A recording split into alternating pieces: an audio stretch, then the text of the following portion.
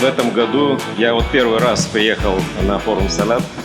Я просто впечатлен тем, как все здесь организовано. Вместе с тем я желаю вам, чтобы вот та дружба и то взаимопонимание, те вот там контакты, связи, которые вы здесь приобретете, были с вами и дальше.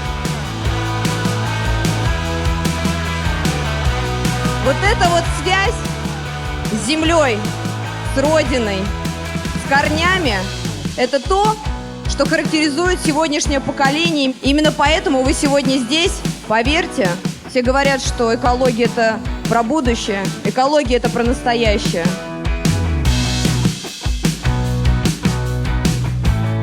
Мы искренне рады, что российское движение школьников приняло такое решение. И в этом году этот первый всероссийский форум проходит у нас в Татарстане. Мы надеемся, что этот форум станет традиционным. Мы зададим в этом году хорошую традицию. И мы ежегодно с удовольствием будем принимать лучших молодых людей со всей страны.